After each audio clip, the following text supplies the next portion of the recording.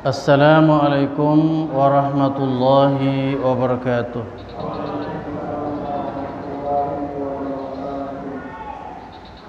Innal hamdalillah nahmaduhu wa nasta'inuhu wa nastaghfiruh wa na'udzu billahi min shururi anfusina wa min sayyiati a'malina. Man yahdihillahu fala mudilla lahu wa man yudlil fala hadiya lahu. أشهد أن لا إله إلا الله وحده لا شريك له وأشهد أن محمدا عبده ورسوله لا نبي بعده. اللهم صل على محمد وعلى آله وأصحابه ومن تبعه ومن والاه. أما بعد. قال الله تعالى في القرآن الكريم: أعوذ بالله من الشيطان الرجيم. يا أيها الذين آمنوا اتقوا الله وقولوا قولا سديدا يصلح لكم أعمالكم ويغفر لكم ذنوبكم ومن يطع الله ورسوله فقد فاز فوزا عظيما.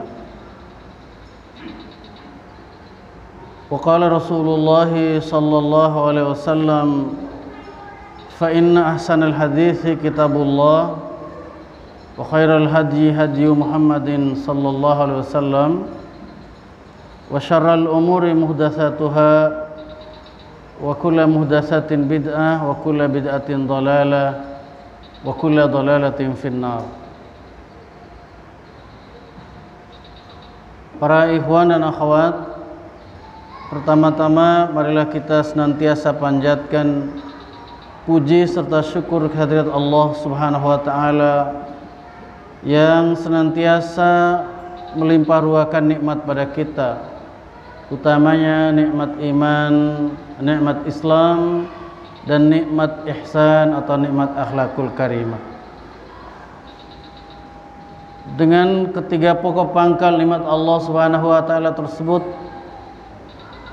maka tentunya kita senantiasa bermohon pada Allah Subhanahu wa taala agar kita senantiasa mendapatkan bimbingan dan hidayah Allah Subhanahu wa taala untuk meniti jalan yang lurus, Shiratal Mustaqim, berupa dinul Islam yang hak ini.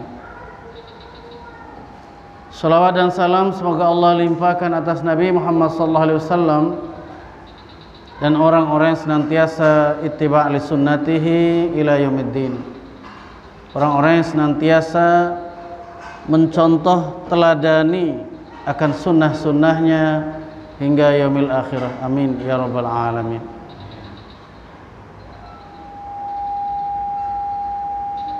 Para ikhwan dan akhwat rahimakumullah, tadi beberapa ayat di dalam surah Ali Imran yang dimulai dari ayat yang ke-59 hingga ayat yang ke-64 telah dibacakan oleh ikhwan kita sebagai muqaddimah di dalam acara ta'allum kali ini. Maka sebelumnya kami akan membacakan sabab nuzul dari bagian awal ayat yang dibaca tadi, terutama pada ayat yang ke-59 sampai dengan 60. Diriwayatkan bahwa seorang sahabat Azraq bin Qais radhiyallahu anhu, beliau mengatakan bahwa suatu hari ada seorang pendeta dari Najran beserta seorang pengikutnya datang menemui Rasulullah SAW ketika Rasulullah SAW tengah menjelaskan kepada mereka, pada para sahabat tentang Islam. Lalu mereka berkata, ya ini pendeta Najran tadi itu dan pengikutnya, dia berkata, kami juga ini muslim. jauh sebelum kamu, kata mereka kepada Nabi Muhammad SAW. Nabi SAW lantas menjawab, kalian telah berdusta, karena sesungguhnya ada 3 ajaran kalian yang bertentangan dengan Islam, yaitu kalian menisbatkan seorang anak kepada Allah. Maksudnya adalah kalian mengatakan bahwa Allah itu mempunyai anak. Yang kedua, kalian suka memakan daging babi yang telah diharamkan Allah SWT. Dan yang ketiga, kalian menyembah kepada berhala. Lalu mereka bertanya kepada Rasulullah SAW, siapakah ayah daripada Nabi Isa alaihissalam? Maka tentunya Rasulullah SAW tidak segera memberikan jawaban. Beliau menunggu hingga turunnya wahyu Allah Subhanahu wa taala. Hadis riwayat Imam Al-Bukhari dan Muslim atau muttafaqun alaih. Para ikhwan dan akhwat rahimakumullah, itulah sabab nuzul yang melatar belakangi turunnya awal-awal daripada 4 ayat atau 6 ayat dari surah Ali Imran ini, terutama pada ayat 59 dan 60. Kita mulai para ikhwan dan akhwat. A'udzubillahi minasyaitonirrajim. Inna mathala Isa 'indallahi kamathali Adam. Sesungguhnya perumpamaan kelahiran Isa di sisi Allah kamathali Adam, sebagaimana penciptaan Adam, atau tepatnya sesungguhnya permisalan penciptaan Isa di sisi Allah sebagaimana penciptaan Adam. Khalaqahu min turab,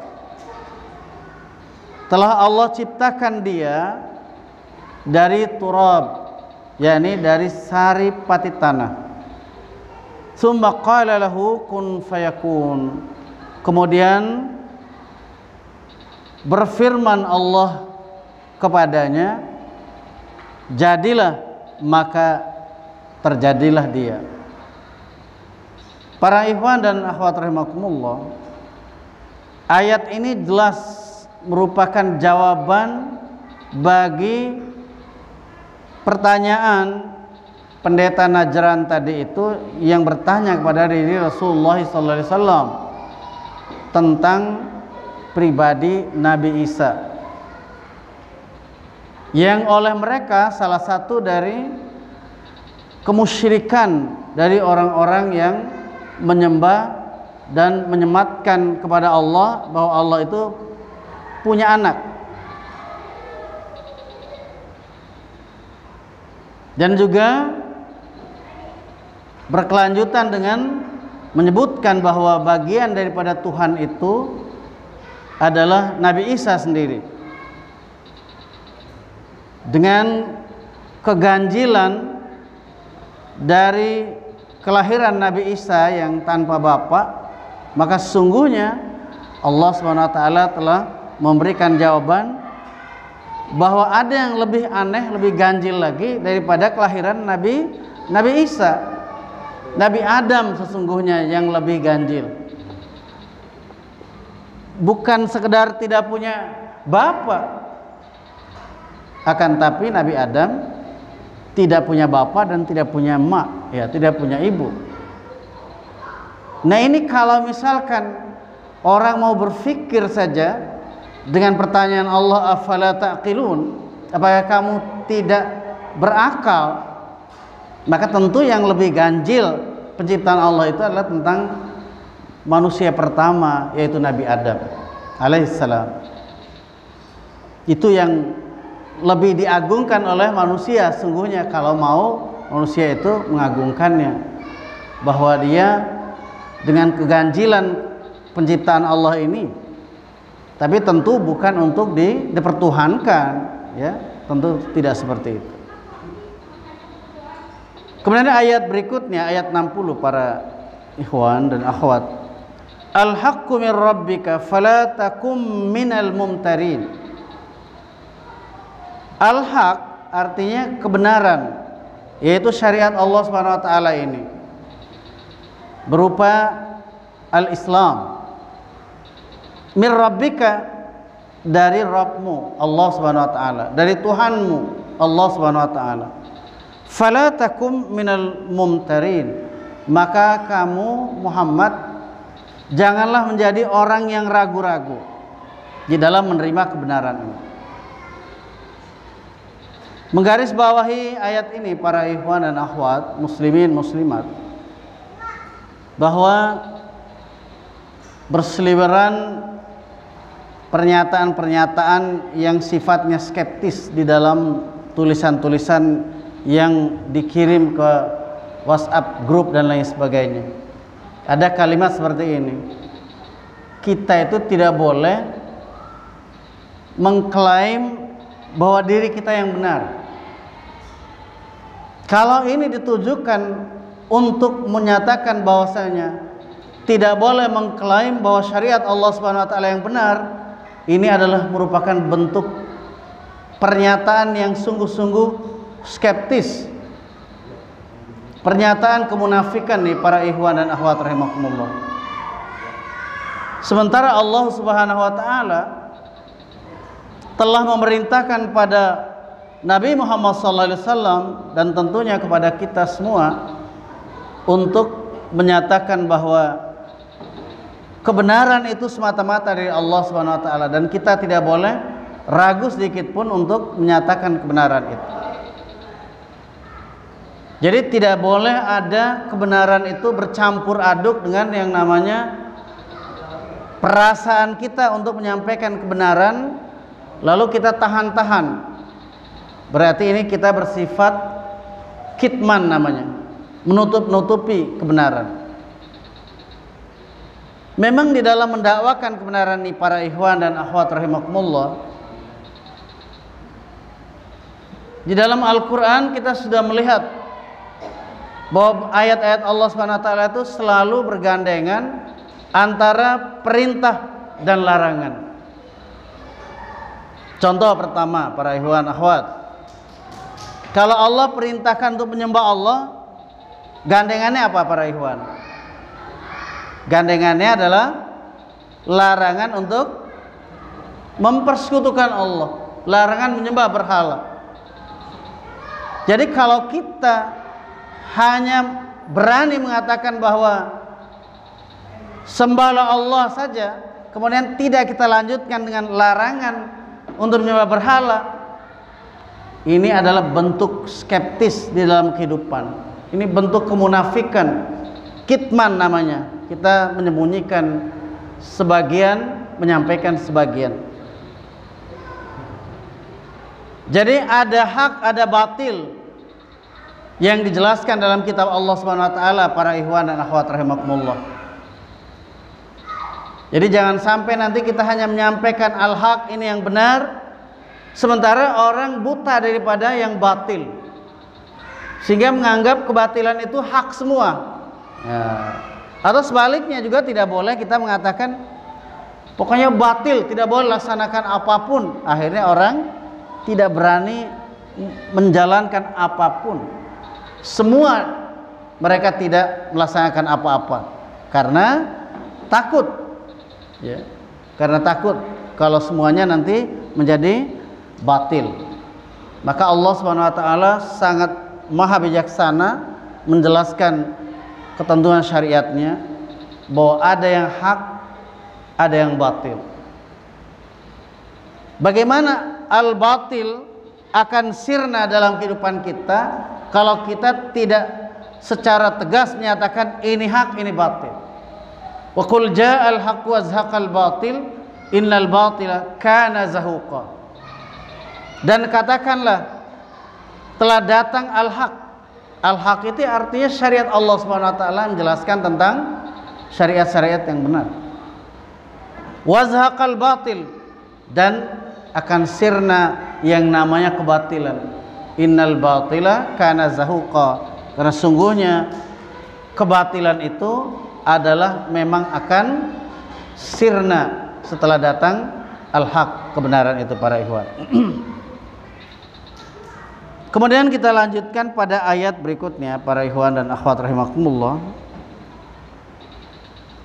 Faman hajjaka fihi min ba'di ma ja'aka minal ilm, maka barang siapa yang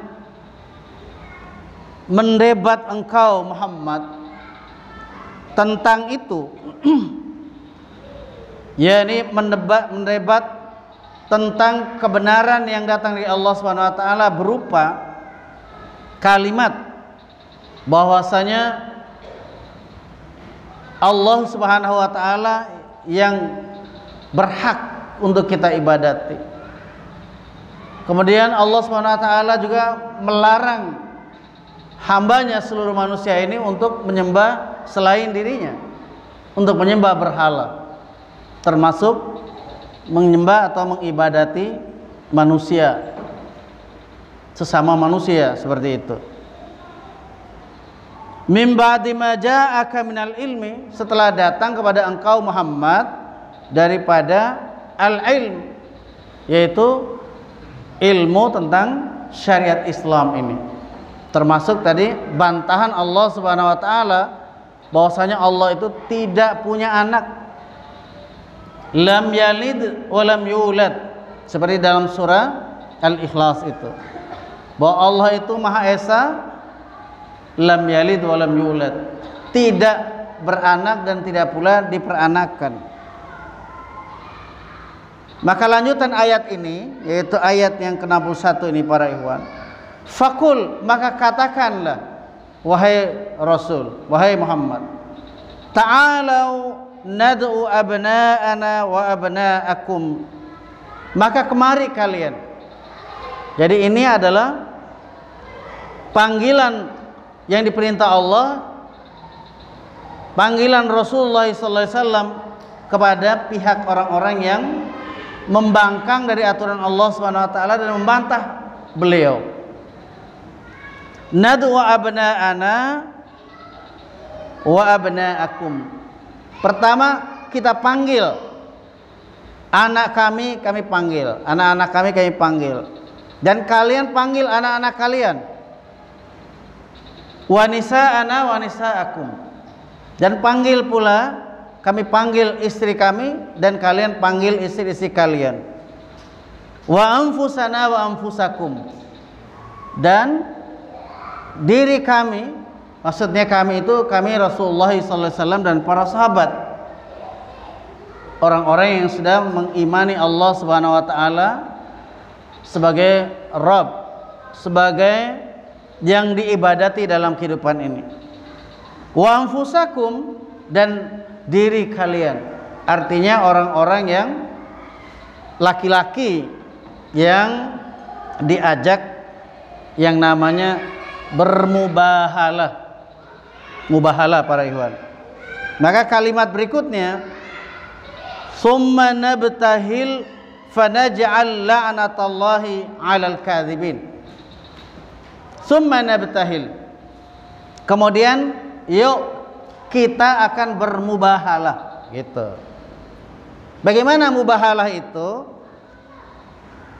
Ya, fanaj'al la'natallahi 'alal kadzibin, maka kita bermohon kepada Allah Subhanahu wa taala agar Allah memberikan azab, ya, laknatnya kepada orang-orang yang mendustakan akan Allah Subhanahu wa taala sebagai Rabb-nya, mendustakan berita bahwasanya Nabi Isa itu bukan anak Allah, Nabi Isa itu bukan unsur Tuhan, Nabi Isa itu adalah hamba Allah. Sebagaimana ketika dulu waktu Nabi Isa dilahirkan oleh ibunya yaitu Maryam bintu Imran, ketika berkumpul keluarga mereka, keluarga dari keluarga Imran ya, melihat kejanggalan yang terjadi pada diri Maryam yang melahirkan anak sementara tidak punya suami. Maka ketika keluarga itu bertanya kepada diri Maryam, lantas Maryam tidak memberikan jawaban para ikhwan dan akhwat, hanya memberi isyarat menunjuk kepada bayi Nabi Isa pada saat itu. Fa asyarat ilaih, maka Maryam menunjuk kepadanya, yaitu kepada Nabi Isa yang masih bayi itu. Mereka mengatakan, qalu kaifa nukallimu man kana fil mahdi sabiyya. Mereka bilang, bagaimana kami akan berbicara dengan seorang bayi yang masih dalam ayunan? Maka pada saat itulah Allah Subhanahu wa taala menunjukkan mukjizat. Salah satu mukjizat yang diberikan kepada seorang nabi yang akan menjadi utusan Allah Subhanahu wa taala. Di antara kalimatnya, qala inni abdullahi ataniyal kitaba waja'alani mubarakan waja'alani nabiyyan waja'alani mubarakan aynama kuntu wa awsani bis salati waz zakati ma dumtu hayya. Masih ada kelanjutan daripada ayat ini. Sampai di situ para ikhwan dan akhwat, bagaimana ucapan dari Nabi Isa tadi? Qala inni abdullahi, dia berkata, saya ini adalah hamba Allah. Ataniyal kitaba wa ja'alani nabiyya, aku akan diberikan Alkitab, ya ini kitab Injil. Nanti di kemudian hari Allah akan memberikan sebagai wahyu yang diturunkan kepada Nabi Isa. Wa ja'alani nabiyya, dan aku akan dijadikan seorang nabi. Wa ja'alani mubarakan aynama kuntu, dan aku akan dijadikan sebagai pembawa keberkahan di mana saja aku berada. Wa awsani bis salati waz zakati ma dumtu hayya, dan aku diwasiatkan oleh Allah sebagai Rabbku bis salati waz zakati, untuk menegakkan salat dan mengeluarkan zakat, ma dumtu hayya, selama hayat di kandung badan. Lebih dari itu lanjutan ayatnya, wa barram biwalidati wa lam yaj'alni jabbaran syaqiyya, dan aku akan menjadi orang yang sangat berbakti kepada ibuku, dan aku tidak akan dijadikan oleh Allah Subhanahu wa taala sebagai orang yang menyombongkan diri, membuat kerusakan dalam kehidupan, dan menjadi orang yang syaqiyya, yaitu orang yang rugi di dalam kehidupan di dunia dan di akhirat. Itu para ikhwan dan akhwat rahimakumullah. Mari kita lanjutkan tentang mubahalah ini, ya, di dalam ayat yang ke-61 tadi. Menggarisbawahi tentang mubahalah para ikhwan dan akhwat rahimakumullah. Sekarang ini kalimat mubahalah banyak orang yang mengarahkannya untuk puncak dari perdebatan antara segolongan muslimin dengan muslimin yang lain. Ini tentu kita harus koreksi, kita harus luruskan.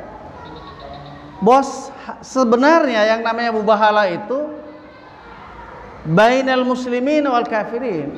Jadi antara muslimin dan orang kafir. Dan ini ayatnya jelas di ayat 61 ini.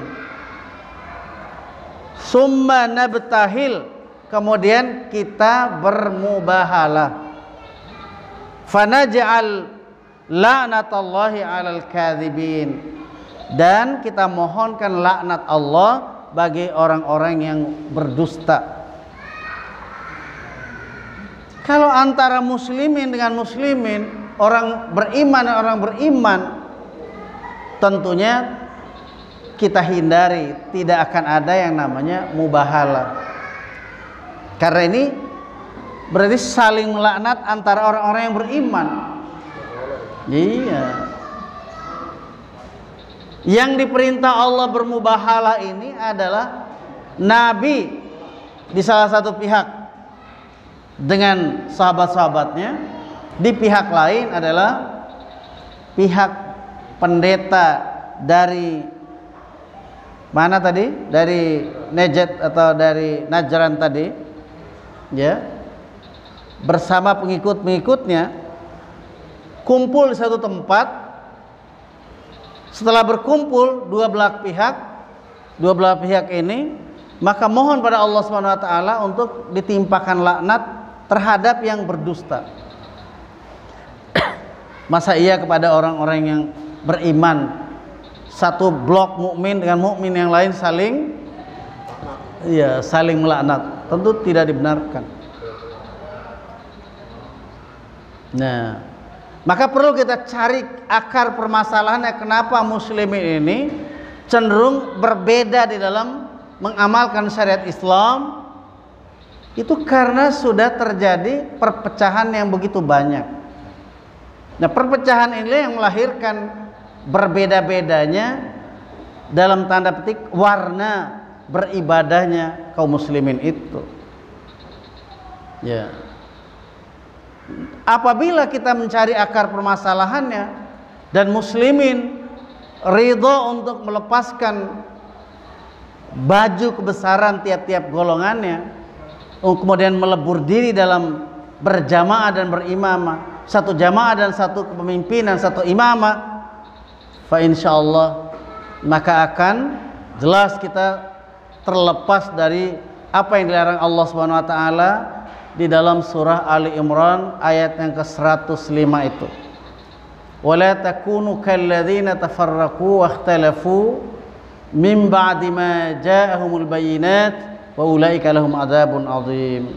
Ini jelas larangan Allah. Tentunya para ulama harus menjelaskan secara rinci bagaimana wujud daripada aktualisasi daripada ayat Allah Subhanahu wa taala ini. Tidak boleh kita tinggal diam melihat fenomena, apalagi sudah dikhabarkan oleh Rasulullah SAW 14 abad yang lalu bahwa nanti umatku ini akan bertafarruq, berpecah belah menjadi 73 golongan, 72 ahlul hawa, hanya satu yang selamat, yaitu al-jamaah. Ditanya tentang al-jamaah kepada Rasulullah SAW, beliau menjawab, ma ana alaihi wa ashabi. Siapa orang yang meniti contoh teladan aku, sunnah aku, dan contoh teladan yang diterapkan oleh para sahabat-sahabat aku. Nah, ini tidak boleh kita secara arogan menerimanya, bahwa menganggap oh berarti hanya satu golongan, lalu golongan kita bagaimana? Tidak begitu. Kita harus memburu, mencari yang namanya ittiba kepada Rasul itu seperti apa bentuknya, dengan sekali lagi ridho kita melepaskan baju kebesaran golongan-golongan kita demi keutuhan ummatan wasata, umat yang pertengahan, umat wahidah, umat yang satu, umat yang berukhuwah Islamiyah yang sebenar-benarnya, dengan satu sentral pimpinan. Para ikhwan dan akhwat rahimakumullah. Jadi bermubahalah itu sekali lagi adalah antara orang beriman dengan orang-orang yang mendustakan terhadap syariat Allah Subhanahu wa taala. Karena satu-satunya syariat Allah Subhanahu wa taala diturunkan oleh Allah kepada para rasulnya, lain tidak adalah al-Islam. Inna dina indallahil Islam. Sungguhnya ad-din di sisi Allahnya al-Islam. Buktinya pendeta Nasrani tadi berkata, kami juga muslim, katanya. Tapi Rasulullah mengatakan dusta kamu. Kamu sudah menghalalkan makan babi. Kamu menisbatkan yang namanya Allah itu punya anak, itu kedua. Yang ketiga, bahwa kalian senang menyembah pada berhala. Dan demikian juga para ikhwan yang harus kita dakwahkan, bahwa kepada saudara-saudara kita muslimin ya, yang belum mengenal bahwa akar permasalahan kenapa banyak terjadi kerancuan dalam beribadah dalam Islam ini, tentu bahwa pokok permasalahannya ketika kita tidak sungguh-sungguh untuk mencari jalan bagaimana supaya umat Islam ini hidup berjamaah dalam satu sentral pimpinan. Bukankah di dalam Al-Quran di surah tadi itu Ali Imran ayat 105 tadi itu melarang janganlah kalian menjadi seperti mereka, orang-orang yang suka bertafarruq, bergolong-golongan, berikhtilaf dan berbeda-beda faham. Ikhtilaf itu berbeda-beda faham. Mim ba'di ma ja'ahumul bayinat, setelah datang pada mereka al-bayinat, keterangan-keterangan yang jelas. Wa ulaika lahum adzabun azim, dan bagi mereka adalah azab yang sangat pedih. Siapa mereka? Orang yang suka ikhtilaf, suka bertafarruq tadi itu. Itu orang-orang Yahudi dan orang-orang Nasrani. Ini para ulama ahli tafsir yang menjelaskan seperti itu. Kemudian terkait dengan penyadaran diri orang-orang beriman, di dalam surah Al-Anfal 73 kita baca, A'udzubillahi minasyaitonirrajim, walladzina kafaru ba'duhum awliya'u ba'din. Orang-orang kafir itu sebagian mereka saling menjadi wali dengan sebagian yang lain, memimpin mereka satu sama lain. Illa taf'aluhu takun fitnatun fil ardi wa fasadun kabir. Jika kalian wahai orang-orang beriman tidak berbuat hal yang sama, tidak menegakkan kepemimpinan antara orang beriman saling menjadi wali pula, takun fitnatun fil ardi wa fasadun kabir. Kalian pasti akan menjumpai dua hal. Fitnatun fil ardi, fitnah di atas muka bumi ini. Fitnah itu adalah segala macam makar yang dilakukan oleh orang-orang kafir pada orang beriman, itulah fitnah. Segala macam makar, segala macam cara mereka untuk membuat supaya umat Islam ini tidak tenang hidupnya, tidak tenang mereka beribadah kepada Allah SWT, selalu merasa ada banyak gangguan, banyak tantangannya. Jadi apa istilahnya dulu? Istilahnya SMS. Senang melihat susah, melihat apa muslimin susah. Senang melihat muslimin susah, SMS. Susah melihat muslimin senang. Jadi susah hati mereka itu kalau melihat muslimin bersatu. Senang mereka kalau melihat muslimin itu hidupnya terkotak-kotak, terpecah belah adanya, berbeda-beda terus, berikhtilaf terus. Senang mereka itu, bertepuk tangan mereka. Tapi kalau muslimin baru bicara tentang ingin bersatu saja, sudah mulai banyak itu makar-makar yang mereka lakukan. Maka illa taf'aluhu takun fitnatun fil ardi wa fasadun kabir. Dan yang kedua, fasadun kabir, yaitu kerusakan yang sangat besar. Baik itu kerusakan di bidang akidah, di bidang syariah Islam, di bidang ukhuwah Islamiyah, di bidang akhlakul karimah, akan rusak ya, dengan perpecahan dan perbedaan-perbedaan faham tadi. Baik, kita lanjutkan. Inna hadza lahuwal qasasul haq. Sesungguhnya ini benar-benar dia adalah kisah yang benar. Apa yang dibacakan ini ayat tadi, wahyu Allah SWT yang turun kepada Rasulullah SAW adalah kisah yang benar. Tidak ada di dalam buku buku tarikh ataupun sejarah sebelumnya, tidak ada. Hanya Rasulullah SAW yang diwahyukan tentang kisah itu. Wa ma min ilahin illallah, dan tidak ada ilah kecuali hanya Allah. Tidak ada Tuhan kecuali Allah. Ini kalimatul haq.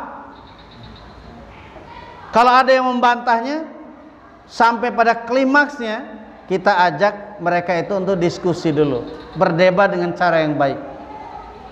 Kalau memuncak perdebatannya masih mendustakannya, boleh diajak bermubahalah. Nah, ini baru namanya mubahalah. Jangan sesama muslim kita bermubahalah. Ini harus dipikirkan oleh kita, ya. Wa innallaha lahuwal azizul hakim, dan sungguhnya Allah itu lahuwal azizul hakim. Sungguh-sungguh Dia Allah yang maha perkasa lagi maha bijaksana. Para ikhwan, ayat yang terakhir dibaca ayat 64. Fa in tawallau fa innallaha alimum bil mufsidin. Maka jika mereka itu berpaling dari kebenaran, ketahuilah bahwa sesungguhnya Allah alimum bil mufsidin, maha mengetahui orang-orang yang berbuat kerusakan. Siapa yang mereka yang berbuat kerusakan? Bukan rahasia lagi. Orang-orang munafik itu orang-orang buat kerusakan, apalagi orang-orang kafir. Apabila dikatakan pada mereka, wa idza qila lahum la tufsidu fil ardi qalu innama nahnu muslihun ala innahum humul mufsiduna walakin la yash'urun. Kalau dibilangin kepada mereka, jangan kau buat kerusakan di muka bumi ini, mereka bilang, bukan, kami ini berbuat kebaikan. Ketahuilah wahai orang-orang beriman, mereka itulah pembuat kerusakan di muka bumi ini. Tapi mereka tidak menyadari bahwa diri mereka itu troublemaker, pelaku pengerusakan dalam kehidupan dunia ini. Jadi di dunia ini orang bisa bebas mengatakan apa saja, tapi nanti di hadapan Allah akan dikunci mati mulut manusia itu untuk memberikan jawaban apapun. Yang akan berbicara adalah tangan-tangan mereka, akan jadi saksi kaki-kaki mereka di hadapan Allah SWT. Qul ya ahlal kitabi ta'alau ila kalimatin sawa'im bainana wa bainakum. Katakan wahai Rasul, wahai ahli kitab, yang dimaksud adalah orang Yahudi dan orang Nasrani. Jangan kita tutup-tutupi. Yang didakwahi itu Yahudi Nasrani, Pak. Di dua kelompok manusia itu. Yang satu al-maghdubi alaihim, dan yang kedua adalah ad-dallin di dalam surah Al-Fatihah itu. Iya. Yang dimurkai Allah SWT dan yang tersesat jalan di dalam kehidupan ini. Ini ahlal kitab. Diperintahkan Allah kepada Nabi dan kepada kita semua untuk dakwah kepada mereka. Ta'alau ila kalimatin sawa'im bainana wa bainakum. Kemari kalian, ta'alau. Untuk apa? Untuk mengikuti satu kalimat yang sama antara kami dan kalian. Kalimat yang sama dalam kitab yang dibawa oleh Nabi Musa, kitab yang diturunkan Allah kepada Nabi Isa, sama. Perintahnya agar mengibadati Allah, menyembah Allah saja, menjauhi penyembahan kepada berhala. Maka kalimat berikutnya, alla na'budu illallah, agar jangan sampai kita menyembah, beribadah kecuali hanya kepada Allah. Wala nusyrika bihi syai'a. Nah, ini tadi para ikhwan. Jadi selalu kalau ada Allah perintahkan menyembah Allah, wala nusyrika bihi syai'a, dan jangan kita mempersekutukan sesuatu kepada Allah, mempersekutukan Allah dengan sesuatu apapun. Apakah itu pohon besar, kayu, ya, atau tempat yang dianggap hebat, ya, keramat, ya, dan lain sebagainya. Kalau istilah salah seorang ustadz bilang, ada batu, ada pokok kayu ada hantu dan lain sebagainya, kata dia bilang. Iya, hantu. Jadi jangan menyembah selain Allah Subhanahu wa taala. Wala yattakhidha ba'duna ba'dan arbaban min dunillah. Dan janganlah ya menjadikan sebagian kita terhadap sebagian yang lain arbaba. Rob. Arbaban adalah jamak daripada Rob. Tuhan-Tuhan, sesembahan min dunillah, selain Allah. Jangan sekali-kali. Ini isi dakwah, kata kuncinya itu tadi. Ada beberapa kata kunci. Yang pertama kalimat sawa, ya kan? Kemudian menyembah hanya kepada Allah, jauhi kemusyrikan. Kemudian dirinci lagi bentuk kemusyrikan yang banyak mewabah juga pada kehidupan dunia ini. Manusia dengan manusia disembah. Sampai ada orang bilang, pokoknya kalau kalian biar mulutnya berbusa, bersalawat, nggak nyampe kepada Allah kalau nggak ngelewatin kami. Ada yang berani ngomong begitu. Nabi SAW yang mulia nggak segitunya. Sahabat sudah dulu di majelis, Rasulullah datang, mereka mau berdiri menyambut kedatangan beliau. Beliau bilang, mahlan lastu bimalik. Tenang kalian, saya ini bukan seperti raja. Jangan sambut saya seperti raja. Lah ya, ini orang yang mengaku dai, mubalik, berdakwah. Ini namanya menyombongkan diri di atas Rasulullah SAW derajatnya. Ini perlu diwaspadai oleh kita, cara-cara dakwah yang semacam ini. Ya. Bahkan Rasulullah itu berjabat tangan dengan seorang sahabatnya. Dia cari lagi sahabat tadi. Dia cium tangan sahabatnya. Lah ini kita minta diciumi oleh jamaah bolak-balik, kalau perlu telapak kaki bekas pijakan kita. Itu jamaah kita suruh mencium di bawahnya. Ini dakwah-dakwah jahiliyah. Man da'a bidakwal jahiliyah fahuwa min jusai jahannam. Siapa yang sengaja berdakwah dengan cara-cara jahiliyah, maka dia harus bertekuk lutut di bawah neraka jahannam. Ini jangan sampai kita ini tipu menipu sesama muslimin, bahwa Allah memuliakan hamba itu bukan dari keturunan siapapun.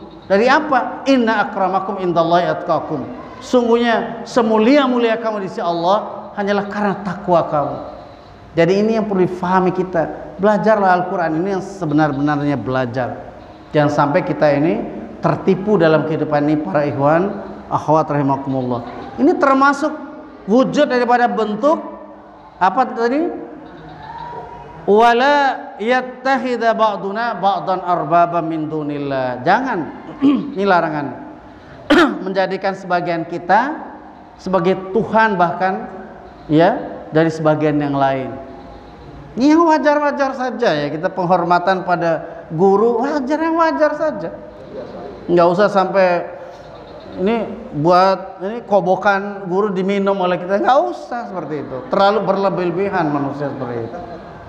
Ini nanti lama-lama mereka berfatwa kalau perlu bekas cuci kaki, ya cuci kaki guru diminum. Ini hati-hati nih ajaran yang menyesatkan seperti itu. Nah ini berbahaya ini. Makanya mari kita luruskan pemahaman kita tentang Islam ini supaya kita tidak berkotak-kotak dan kita tidak menjadikan ba'duna ba'dan arbaba min dunillah. Hanya Allah yang kita ibadati. Fa in tawallau, maka jika mereka berpaling lagi, faqulu syahadu bi anna muslimun. Kalau mereka berpaling, maka katakan kepada mereka itu, isyhadu, saksikan oleh kalian, bi anna muslimun, bahwa kami ini adalah orang-orang yang menyerahkan diri hanya kepada Allah, tidak menyerahkan diri kepada duli siapapun, kepada duli raja, duli siapapun, tidak, mulkan atau tidak. Jadi ini para ikhwan dan akhwat rahimakumullah. Jadi beberapa ayat yang kita pelajari, maka marilah kita mohon pada Allah Subhanahu wa taala agar ilmu yang kita pelajari bukan hanya sekedar jadi ilmu kita, diamalkan. Selebih daripada itu, setelah kita mengamalkan ilmu, kita sambil memahami lalu kita dakwahkan pada yang lain, ya kan, supaya yang lain pun bisa